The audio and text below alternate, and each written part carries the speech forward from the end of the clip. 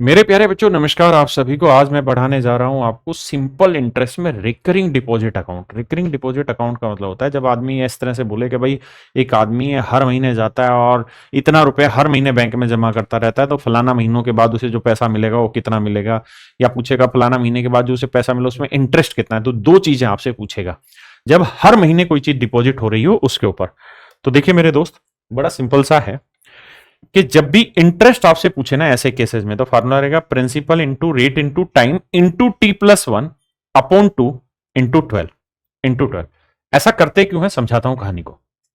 जैसे मान लीजिए मैं एग्जाम्पल के तौर पे आपको ये कह रहा हूं कि भाई एक आदमी है और हर महीने वो 300 रुपए जमा करता है।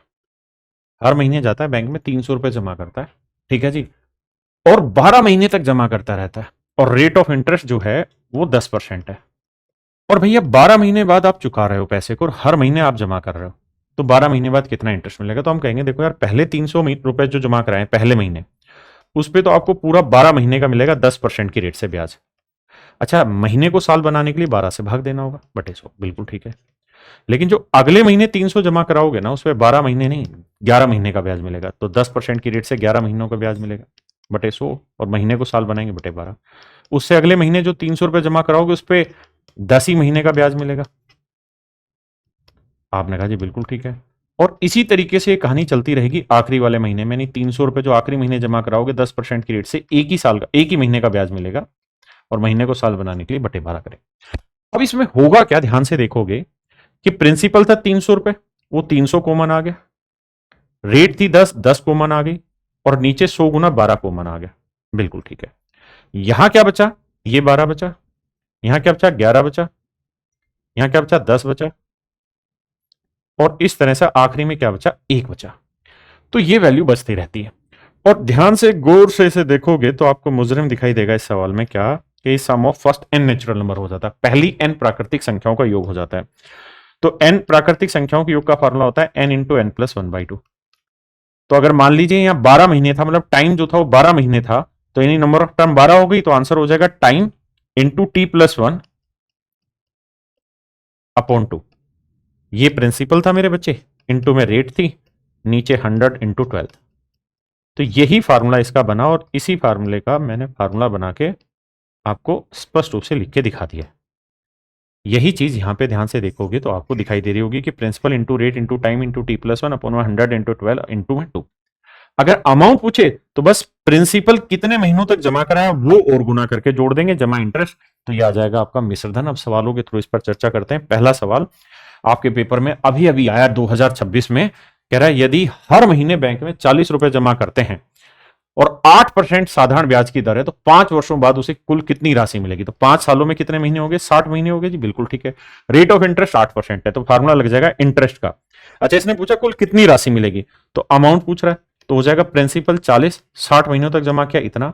अब इंटरेस्ट कितना है, तो जी 40 इंटू रेट 8 इंटू में 60 गुना 60 जमा 1 यानी 61 बटे 100 गुना 12 गुना 2।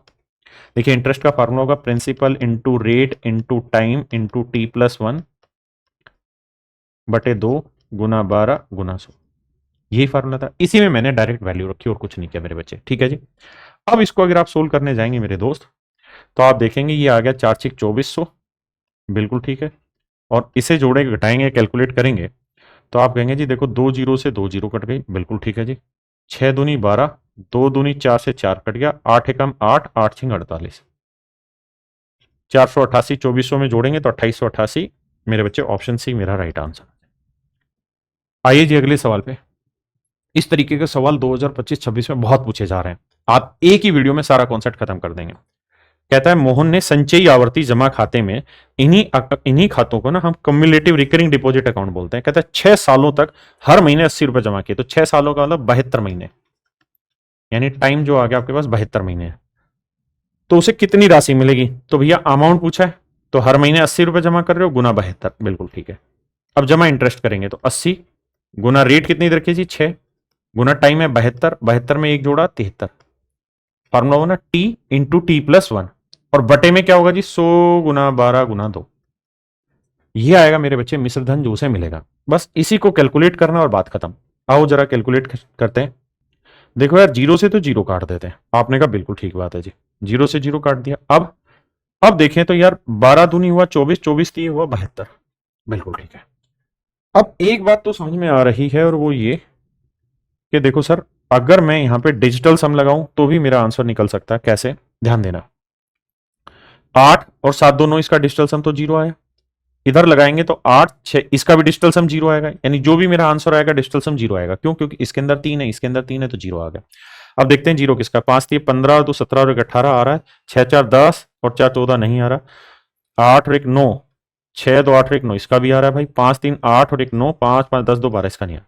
यानी या तो मेरे बच्चे मेरा आंसर ए होगा या फिर आंसर होगा बी। अब मेरे पास दो ऑप्शन फंस रहे हैं, तो इनमें भी इलाज ढूंढते हैं। कैसे भाई? एक बात है कि इसको इससे गुना करें, तो मान लो यार 72 की जगह 70 भी लिखा होता तो 8 7 तो 5600, तो मेरा आंसर आता ही आता। यानी 5600 से बड़ा तो मेरा प्रिंसिपल ही आ गया।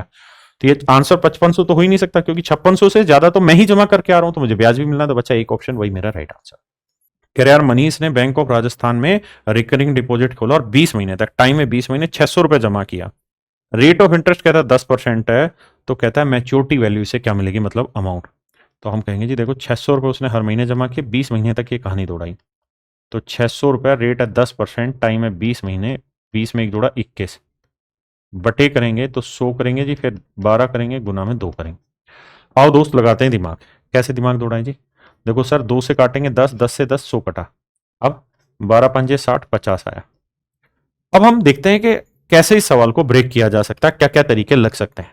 अब देखो यार, कैलकुलेशन इतनी आसान है। ये तो 12,000 आ गया, और इसे कैलकुलेट करेंगे 21 पंजे 105, तो 1050 आ गया। 12 और 1 13,000। मतलब इसमें कैलकुलेशन का कुछ है ही नहीं, बहुत बड़ी तो रमखा चीज, बहुत आसान सवाल है। देखिए भाई, कह रहा है भाई 4.5 सालों तक ये कहानी चली, तो 4 दूनी 8 और 1 9/2 सालों तक। तो हम जानते हैं कि एक साल में 12 महीने होते हैं, तो इसमें हो गया 54 महीने। यानी 54 महीनों तक मेरे बच्चे उसने पैसा जमा किया है, और हर महीने जो पैसा जमा कर रहा है 640 जमा कर रहा है। तो बताओ यार मेच्योरिटी कितना मिलेगा? रेट ऑफ इंटरेस्ट 12% है। तो आप हो गए यार, अमाउंट ही तो पूछ रहा है सर। तो हम कहेंगे कि देखो सर, 640 रुपए हर महीने जमा कर रहा है, 54 महीने तक जमा कर रहा है। जमा, प्रिंसिपल है 640, रेट है 12, टाइम कितना है भैया? 54, 54 में 1 जोड़ा मेरे भाई 55, और 55 को देखते ही मन में कुछ कुछ हुआ। बताता हूं क्या हुआ। 100 गुना में 12/2। आपने कहा जी बिल्कुल ठीक है। अब देखिए, दिमाग अगर मैं दौड़ाऊं तो मुझे एक बात समझ में आ रही है कि सर 12 से 12 कट रहा है। बिल्कुल ठीक है। अच्छा, इनमें कोई भी क्वालिटी ऐसी है नहीं कि 3 को काटते हो या 9 को काटते हो, नहीं। तो इसका मतलब यहां 9 मौजूद है और यहां पे भी 9 मौजूद है। तो जो भी मेरा आंसर आएगा वो 9 का मल्टीपल होगा। आपने कहा हाँ, तो आंसर दिखते हैं। 5 3 15 और 6 21, 5 5 10 4 14 और 3 17, 4 4 8 और 6 14 और 4 18, ये भाग जा रहा है। 5 5 10 2 12, ये भाग नहीं जा रहा। तो केवल और केवल मेरे बच्चे ऑप्शन बी ही ऐसा है जो 9 से डिवाइड हो रहा है। बात ही खत्म। और मेरे प्यारे बच्चों, इसी तरीके से मैं रोज एक वीडियो 10 मिनट शो डालता हूं, जिसमें कोई एक कॉन्सेप्ट पूरी तरह क्लियर कराता हूं। आप मेरे चैनल पे जाएंगे, राकेश यादव चैनल पर, और इसी में जब प्लेलिस्ट में जाएंगे तो जो सेकंड प्लेलिस्ट आपको दिखाई दे रही है, इसके अंदर भाई 26-27 वीडियो में डाल चुका हूं। और ये 26-27 अपने आप में बहुत यूनिक हैं, जाके जरूर देखिए। अब आते हैं वापसी टॉपिक पे। कह रहा है श्रीमती आशा मेहता ने बैंक के आवर्ती जमा खाते में 1 वर्ष के लिए प्रतिमाह 250 रुपए जमा किए। यदि साधारण ब्याज की दर 8% पर वर्ष है, तो इस खाते में उसे कितना ब्याज मिला? देखो यार, 250 रुपए जमा किए, आपने कहा बिल्कुल ठीक है। तो कहता है कितना ब्याज मिला? केवल इंटरेस्ट पूछा जा रहा है। तो आप कहेंगे जी देखो, प्रिंसिपल आया 250, रेट आ गई कितनी मेरे दोस्तों? तो आप कहेंगे रेट आ गई जी 8%। और कितने टाइम तक जमा कराया उसने? 1 वर्ष के लिए, यानी 12 महीने। तो 12 12 और 1 13 बटे 100 गुना 12 गुना 2।